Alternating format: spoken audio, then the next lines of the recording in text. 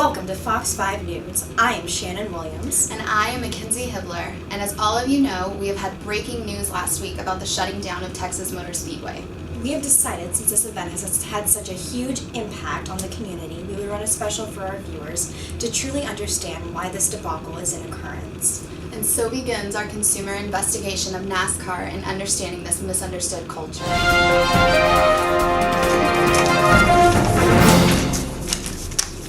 Texas Motor Speedway has been known to host race events as well as NASCAR.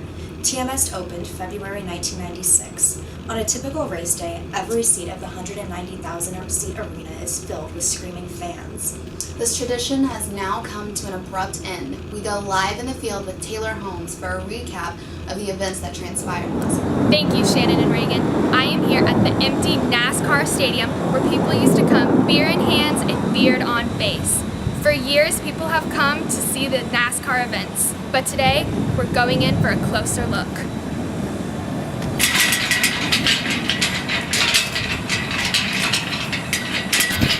I can still smell the remnants of fried food and stale beer.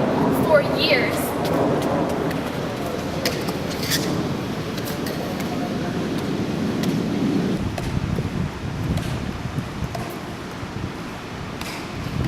are we good? Did you see us? Let's go. As you can all see, these empty seats are just foreshadowing the sad years to come. We have held extensive research back at the Fox 5 headquarters. Back to you, Shannon. The average NASCAR fan is male around the age 45 to 54. He's usually married with children and has a full-time job with a median income of around $50,000. NASCAR is by far the most popular in the southern states. Now back to Taylor live at the abandoned camp. Thank you both. I find that information riveting. I think I hear something. Let's go. I think he's a rioter. Let's get a closer look. Excuse me. What are you guys doing here? Well, what are you doing here? I'm here to interview y'all about the close down of TMS. Oh yeah, we're really upset about this, man. You know, we've been coming here for years. We just bought a brand new trailer. We can't even use it. I mean, we're really upset. This has been like family tradition for us for years. Yeah, me and Ellie Mae work hard for our money, and Yeah. we spend it all at TMS, and now it's just gone. It's gone. Don't even know what to do. What was y'all's favorite part about TMS? I mean, just coming out here, supporting our favorite racers. We love to buy stuff from the stands. We got all these t-shirts and stuff, and now we just can't even Yeah. use them. We're going to have to put those dang things in the garage sale. I mean, It's just daggone disgraceful to the whole entire industry. I mean, come on, we're people. just devastated, man. We don't even know what to do. And drinking buddies, we don't got no more drinking buddies anymore. They done take that away from us too. Interesting. Well, thank you for your time. Thank you, Taylor, for that intriguing story. Our team has done extensive research to learn more about the characteristics of the NASCAR culture, and Mackenzie is going to share this with us. So, Mackenzie, what cultural norms exist within the culture? Well, typically, these norms consist of the obvious, like attending the NASCAR events, participating in hunting activities, camping. Most NASCAR enthusiasts do have a very distinct attitude. They tend to be really loud and outgoing. All right, and what kind of role expectations exist? Well, as a NASCAR fan, you are expected to know every detail concerning NASCAR, including like past records of all the drivers, and everyone that drives, of course. Men are also expected to act very masculine, so they're typically the leader of the family, and the role is comparable to many Southern households. And what kind of cultural sanctions might someone experience if role expectations are not met? Because this is a leisure subculture, there isn't any terrible punishments for not going along with the cultural norm. The individual might simply just not be accepted as much as other NASCAR fans. As we all know, NASCAR fans are very brand conscious, and studies have been shown to show this, that they prefer purchasing the sponsored products that sponsor their favorite NASCAR drivers. And their sponsors have a huge impact on their purchasing decisions. And a study of 1,000 fans were surveyed nationwide and found that 57% indicated that they had a higher trust in products offered by NASCAR sponsors. So, Mackenzie, what two products would you say play the most important role in the culture? Well, two items I found to be extremely important are their travel camper and their NASCAR branded apparel. So anything clothing wise that has a logo on it that you wear pretty much. Without their campers, they are unable to fully experience the NASCAR. And while at NASCAR, you are expected to wear the numbers of the drivers that you are supporting. And is there anything else you would say that's like interesting about the culture that our viewers should know? Well, as a whole, this is a subculture that is very passionate and dedicated to the sport. One thing I noticed while at NASCAR was the love between one another. They all considered each other family. So, Thank you, Mackenzie, for sharing all that information with us. We now have a much better understanding of the NASCAR culture. And now we go to Ashley to find out more about the consumer decision-making process of NASCAR fans, as well as the role their reference groups play in their decision-making. We also are going to take a look at the external factors that influence their purchases, as well as a more in-depth look at the specific brands that they like to bring into their lives. How long have you been a NASCAR fan? I've been a NASCAR fan since probably the mid to early 80s. Oh, I'd say going around 25 years. I've been a NASCAR fan since the mid-1960s. My most favorite thing about NASCAR and what draws me to it is the sheer excitement of speed, the absolute talent that it takes to get out there and go 200 plus miles an hour around a track, whether it's a short track, a long track, road track, and actually be alive at the end of the race. You know, there's 43 cars per race, and every one of them is one of the best drivers in the world. Well, I like the speed. It's a dangerous sport, and a lot of bumping and grinding going on out there. It's a dangerous sport, and a lot of people like me, they come to see what's going to happen.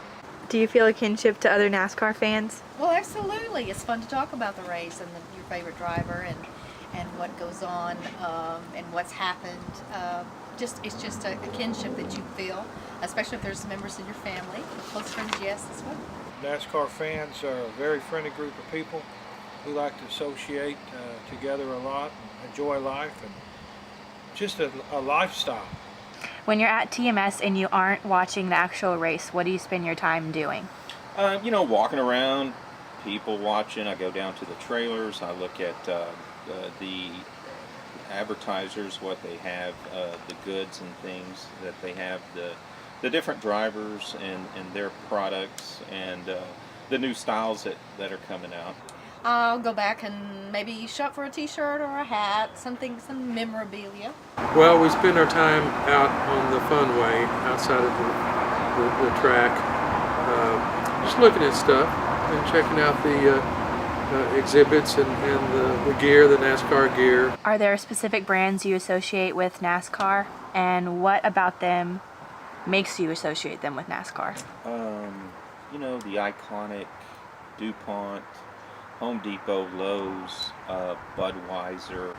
They've been around NASCAR for years and years and years. Uh-huh. And then, when you've been that long with the sport, it's just an automatic. What would you? M&M's is a favorite brand of mine that I associate with NASCAR. It's just one of those things. I love that car, the paint job on it. It's going around the track, and it just makes me want to go buy M&M's.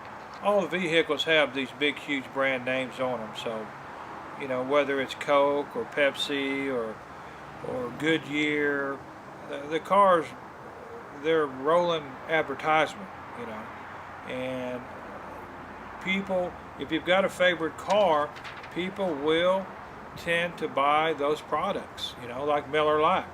A lot of people who like the Miller Lite driver, they drink Miller Lite beer, so it does help in advertising. A lot of the sponsors that sponsor NASCAR are things that I buy anyway, and M&Ms. I mean, who doesn't buy M&Ms? DuPont paint. These are products that I associate with NASCAR, but that's not the reason I use them necessarily. How do they communicate their personality to you? I pick up a lot of it from the radio, especially when there's a race in town. Uh-huh. There's a lot of buzz on the radio that I pick up, or commercials during a race, and simply just driving by a store that sponsors NASCAR. How do I find out about the brands? that are associated with NASCAR. Well, it's going around the track. When they slow down for a caution, you can see the cars go by and the car numbers, and of course their banners are all over the cars. You read about it online. I do a lot of searching online and see the products associated with it. Go to NASCAR.com, and of course you can see, you know, the latest and greatest news about your drivers and the races coming up. There's advertising during the races, or after you're out there, they've got a lot of stands set up. You know, they're doing their own advertising, trying to sell their products out there. If you don't get to go, they do a pretty good job on TV of advertising products that are available. So as far as advertising goes, most effective way is if you go to the races. You know, they have everything set up out there and push their products towards you.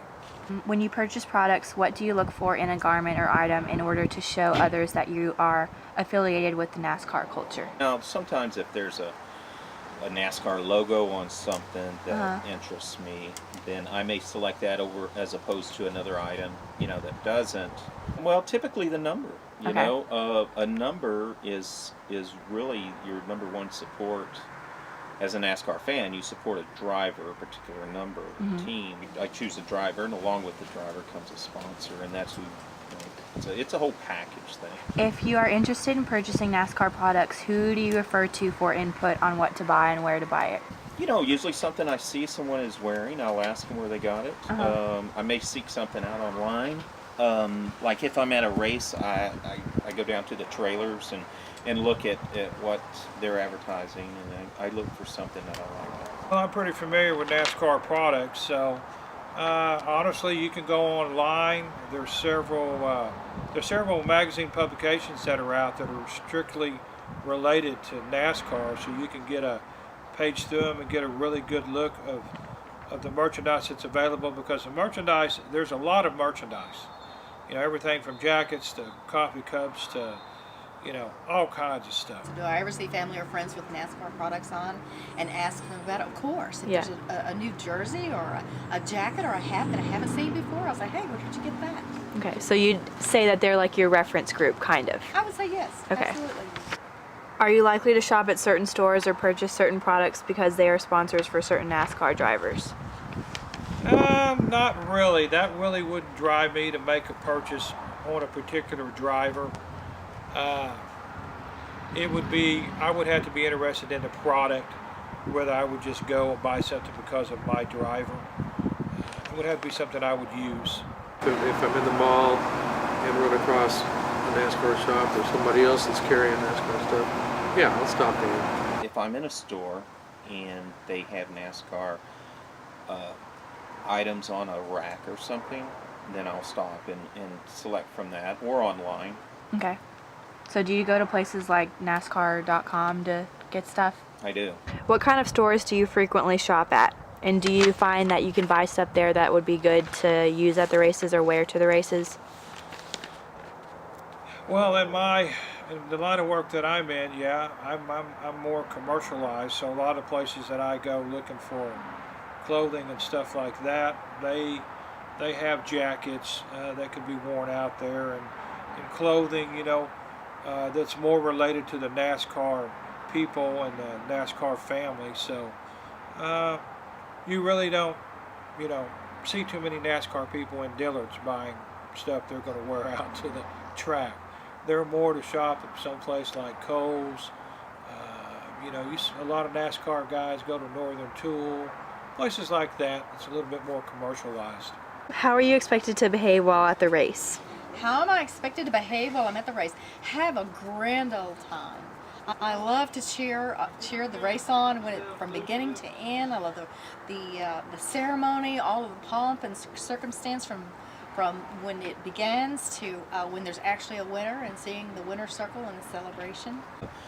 Something unique to NASCAR is camping. So camping out, a large group of people. If you want to pay the money, you can go down into the pits. That's where all the action is.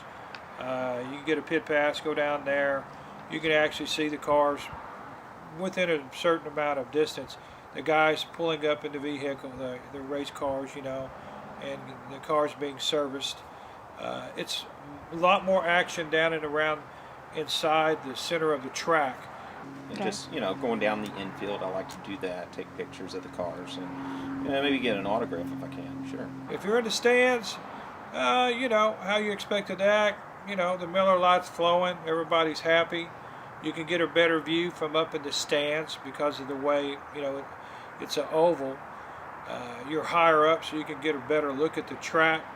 Everybody behaves. There's nobody gets out of control at the track. Everybody, there's a lot of families out there at the track. They bring their kids, so it's you'll see whole families out there enjoying themselves. So it's a good time. To tell the world that you are a true NASCAR fan, what are the 2 essential items that you have to have? In other words, what 2 products are most important to the NASCAR culture? Cold beer, I guess. That's got to be one. You have to have a hat, a good hat, like the one I have on. It's a racing hat, represented by Ingersoll Rand, who funnels a lot of money into NASCAR.